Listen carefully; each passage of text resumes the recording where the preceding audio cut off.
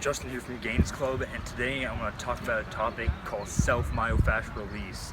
It's basically self-massage for your muscles using various different implements, and this is going to help with reducing tissue density, restoring optimal length, and getting rid of trigger points that can be causing a lot of pain. So in my own life, I've dealt with a lot of chronic pain. For anyone that knows me, I've had knee problems for a while, I've had shoulder issues, and yeah, I've had to take seasons off sports, and it's really sucked. And this is one thing that's helped me be able to go back on the field and do what I love. So how I would implement this into your daily routine is you can do this every day if you want to. I would say do it at least 3 to 4 times a week. Do this before you stretch and work out. If you do it before you stretch, it will reduce the muscle density and make the tissue more malleable, so your stretching will actually be effective.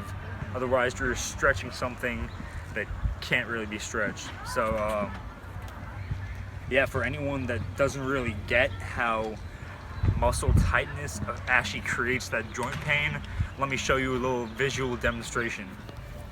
Okay, we got my friend Matt over here eating his burrito, and he's gonna help me do a little visual demonstration about how muscle tightness creates joint pain.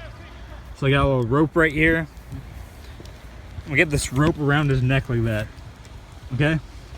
And when I pull on this rope, Matt, where do you feel that pain? The back of my neck. So he feels the pain on the back of his neck, but the actual cause of the pain is the tension in this rope. Think of his neck as just a joint and this as the tight muscle. The pain isn't created in the joint itself, it's created by this muscle tightness. And that's exactly why we need myofascial release, along with some corrective stretching and such, to get rid of that muscle tension. Right? Mm-hmm.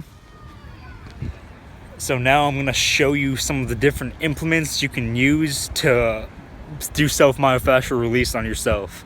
Okay? Let me just give you a quick overview, and we'll go in depth with each one of them.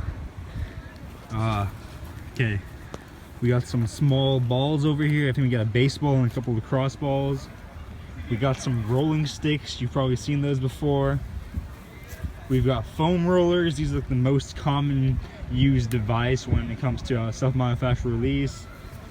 We got this special thing called the boom stick, which I'll go over. And then we have The geisha roller. Alright, so first, number one is foam rolling. It's using foam rollers like this. Foam rolling is really good for getting those large muscles, like the lats, the big muscles of the legs. Like, as you can see over here, Jesse's rolling out his quadriceps. And if this roller is not dense enough for you, like for me, I probably wouldn't really feel that. Get something like this. This is a lot more dense. It has some plastic in the middle, and it's pretty good for beginners with a sufficient amount of muscle mass. Yeah, so the technique I like to do for using a foam roller is something called scanning. So what you want to do is slowly go up and down the whole belly of the muscle.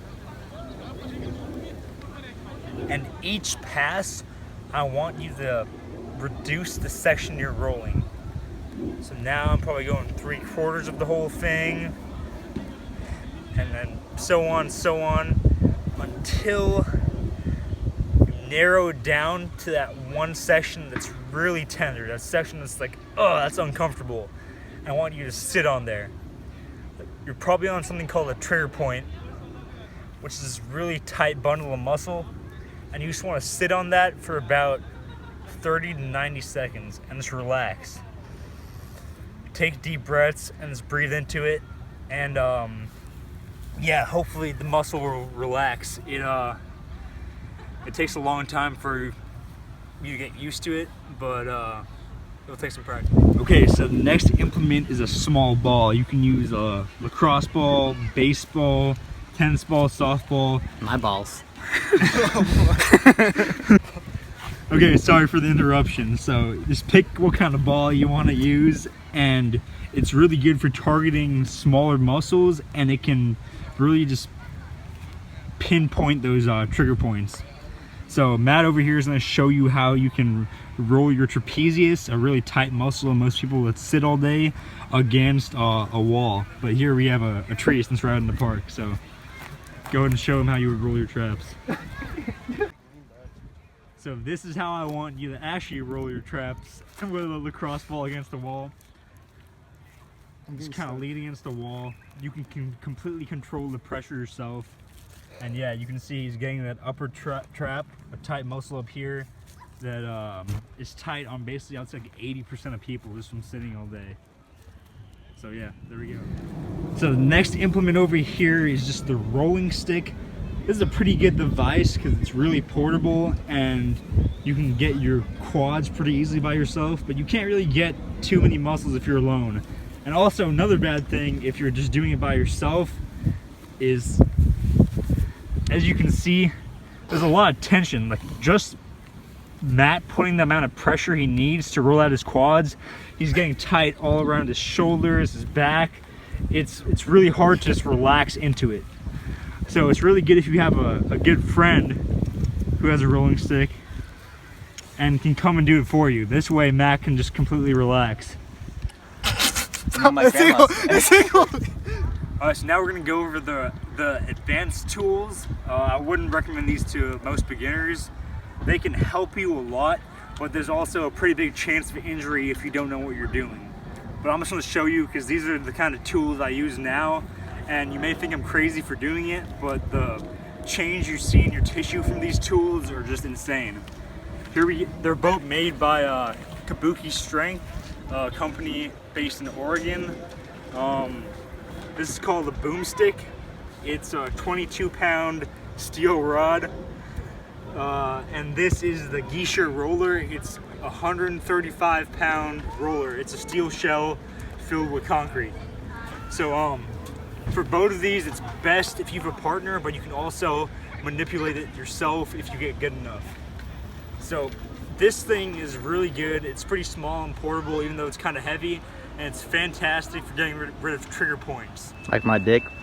This point. No, just go from there. Just go from there. Okay. So it has a really good rounded point, and the weight behind it, you can just sit on a trigger point, and it'll help. Hi. So it has a really good rounded point, and with just the sheer weight of it, it's really good for sitting on a trigger point. And Matt can come and show you how you would do this. So say if you have tight hip flexors, you can put it right on that hip flexor, and Matt can kind of just hold it there, put a certain amount of pressure. Oh, that's good. You want about a 7 out of 10 on the pain scale, and just relax. Relax for about like a minute, and that should get rid of those tight trigger points. And then here's the scary implement, the 135-pound Geisha roller. Yeah, I use this now probably 3 times a week, and the change you see in your muscle tissue is just crazy, and it really helps out. So I can kind of do this myself now because I get it. Just put it on your leg like that. Same concept as a foam roller. It's just basically a super advanced foam roller. Roll it down your muscle. And trust me, it's really painful. And same thing, you just find that really tender spot and just sit on it.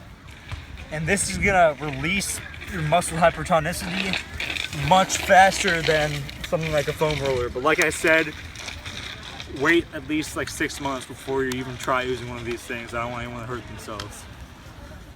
Okay guys, thanks for watching the introduction to self-myofascial release. I hope you learned a little bit about what you could do. And I know a lot of you guys are gonna be like, okay, I kind of know how it's done now, but like how do I get rid of my shoulder pain, or how do I get rid of my hip pain?